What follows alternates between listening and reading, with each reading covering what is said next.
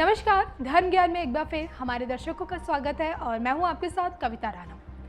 जिस प्रकार इस्लाम में मुस्लिम अपने जीवन काल में एक बार हज जाने का सपना देखते हैं, ठीक उसी तरह हिंदुओं में चार धाम यात्रा की अपनी एक खास अहमियत है। प्रत्येक हिंदू की ये इच्छा होती है कि वो अपनी जिंदगी में कम से कम एक बार तो चार धाम के दर्शन कर ले। देवभूमि उत्तराखंड की पहाड़ियों पर जैसे ही गर्मियां दस्तक देती हैं, चार धाम यात्रा की तैयारियां शुरू हो जाती हैं। चार धाम यात्रा में शामिल बद्रीनाथ, केदारनाथ, गंगोत्री और यमुनोत्री के कपाट खुलते ही चार धाम यात्रा का शुभारंभ हो जाता है। हालांकि इस बार कोविड-19 की वजह से यात्रा में थोड़ा विलंब है।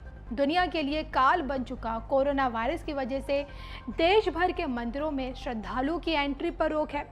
लॉकडाउन में बद्रीनाथ, केदारनाथ, गंगोत्री और यमुनोत्री के कपाट तो खुल गए, लेकिन भक्तों की भीड़ नदारद रही। सोशल डिस्टेंसिंग का खास तौर पर ध्यान रखा गया, तमाम एहतियात बरते गए।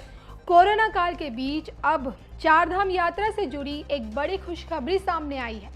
अब चार धाम की यात्रा करना और भी आसान होने वाला है। असल में चार धाम यात्रा में ऋषिकेश से चंबा कस्बे की ओर जाने वाले जिस रास्ते पर अक्सर जाम मिलता था, अब वो नहीं मिलने वाला है। ऐसा इसलिए क्योंकि ऋषिकेश दारसू रोड पर व्यस्त चंबा कस्बे के नीचे 440 मीटर लंबी सुरंग बनाने का काम अब पूरा हो चुका है, जिसकी जानकारी खुद देश के ट्रांसपोर्ट मिनिस्टर नितिन गडकरी ने दी।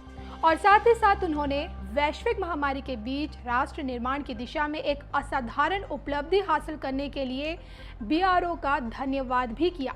तकरीबन 88 करोड़ रुपए की लागत से बनी 6 किलोमीटर लंबी सड़क और 440 मीटर लंबी सुरंग का काम पिछले साल जनवरी के महीने में शुरू हुआ था, जो कि अब जाकर पूरी तरह कंप्लीट हो चुका है। और अब उम्मीद जताई जा रही है कि अक्टूबर के महीने में इस सुरंग को खोल दिया जाएगा, ताकि चार धाम की यात्रा करने वाले श्रद्धालुओं को किसी भी प्रकार की कोई परेशानी नहीं होगी।